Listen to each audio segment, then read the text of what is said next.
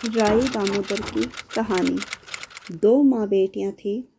बेटी का नाम था राई। वह बहुत ही सुंदर और सुशील थी। भगवान कृष्ण की पक्की भक्त थी।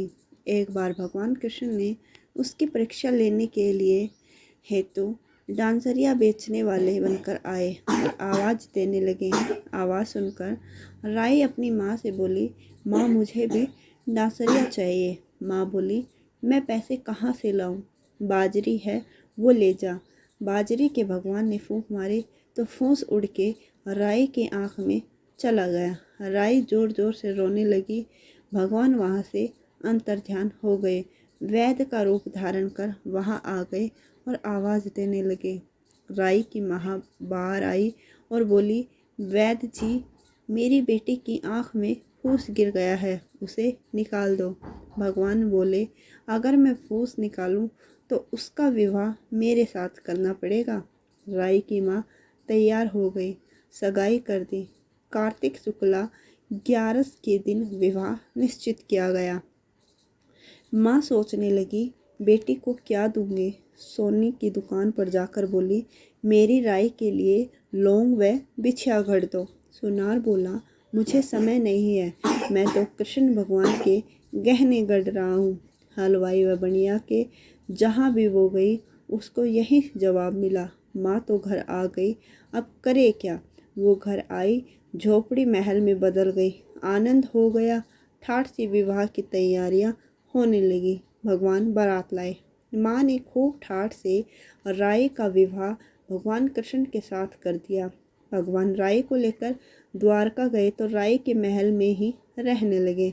दूसरी रानियां चिढ़ने लगी। सावन में राई पिहर गई। भगवान ने सोचा, राई के तीज भेजूं। 7 जरी के बेस में 5 सोने के गुट्टे रखे। 2 हंसों को बुलाया। वे बोले, सीधे राई के पिहर जाना, कहीं रुकना मत। राधा रुक्मण को पता चला तो उन्होंने हंसों को अपने महल में बुला लिया और कहा, थोड़ी मोती चुग लो। हंस आ गए मोती चुगने और राधा रुक्मण ने सारा सामान निकाल कर उसमें फटे पुराने कपड़े और 5 कांटे बांध दिए। पोटली हंसों को दे दी। हंस सामान लेकर राई के पास पहुंच गए। राई खुशी से नाचने लगी। जैसे ही पोट खोली, 5 आंगलियों में 5 कांटे चुभ गए। राई दुखी हुई। सावन खत्म हुआ तो भगवान लेने आए। राई भगवान से बोली, भगवान आए तो राई दूर दूर हो जाए। भगवान ने सोचा, कोई बात नहीं। राई फिर भी नहीं बोले। इतने पर भी राई भगवान को अपने महल में ही जिमाती। भोजन में दही जरूर देती। एक दिन भगवान बिल्लोगाना के दही खा गए। अब राई दही कहाँ से रखे। भगवान गुजरे बनकर दही बेचने आ गए। राई नीचे जाकर बोली, थोड़ा दही दे दो। गुजरे रूपी भगवान बोले, राई तुम उदास क्यों हो? हमने सुना है आप भगवान से नाराज है। राई बोली, तुझे क्या मतलब, तू जा। तो गुजरी बोली, भगवान बोले, हम सहेली जैसी हैं, तो मन की बात कहो, मैं किसी को नहीं कहूँगी। राई ने सारी बात कही। सुनते ही भगवान को अचंभा हुआ और वे असली रूप में आ गए और बोले, ये कैसे हुआ? मैंने तो जरी के बेस व सोने के पचेटे भेजे थे। भगवान ने हंसों को बुलाकर पूछा कि कहीं तुम रुके तो नहीं। हंस बोले, राधा रुक्मण के महल में रुके और कहीं न रुके।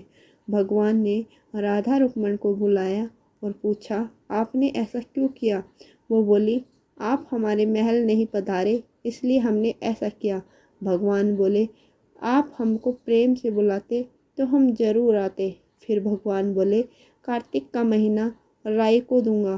5 दिन पछतित्या राधा रुक्मण को, मैं 11 सत्यभामा को दूंगा। भगवान ने सबको मान दिया। भगवान राधा रुक्मण राई को मान दिया, वैसा सबको देना। घटती को पूरी कर जो, पूरी का प्राण छोड़ जो, भूल चूक माफ़ कर जो।